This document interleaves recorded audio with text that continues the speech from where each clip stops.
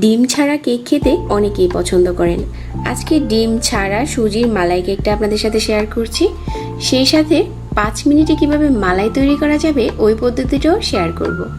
আশা করছি আপনাদের কাছে আজকে এই সুজির মালাই কেকের রেসিপি ভালো লাগবে।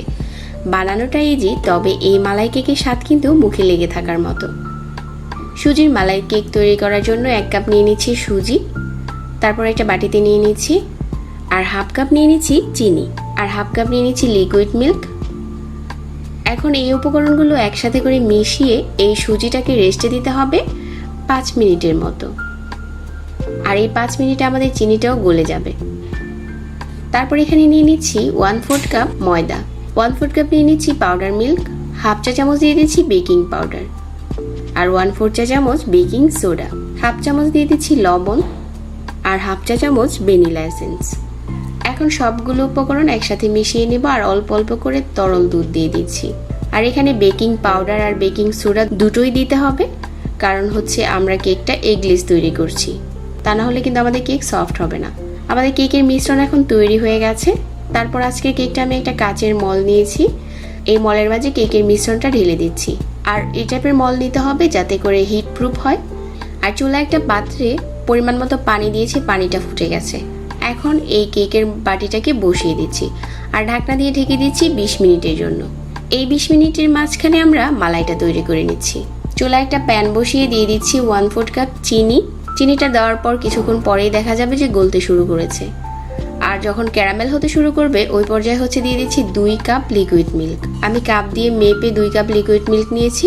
আর এখানে ক্যারামেলটাকে কিন্তু খুব বেশি কালার করে পুড়ে ফেলা যাবে না, তাহলে আমাদের মালাইটা খেতে ভালো লাগবে না। আর 1/4 কাপ দিয়ে দিচ্ছি পাউডার মিল্ক। পাউডার মিল্কটা দেওয়ার পর আবারও মিশিয়ে নিচ্ছি। পাউডার মিল্কটা দেওয়ার কারণ হচ্ছে মালাইটা অনেক তাড়াতাড়ি ঘন হয়ে যাবে আর সেই সাথে অল্প সময়ে মালাই তৈরি হয়ে যাবে। কিছুক্ষণ জাল করে নিয়েছি আর এখন আমাদের মালাই তৈরি হয়ে গেছে। চুলা থেকে নামিয়ে একটা সাইডে রেখে দিয়েছি।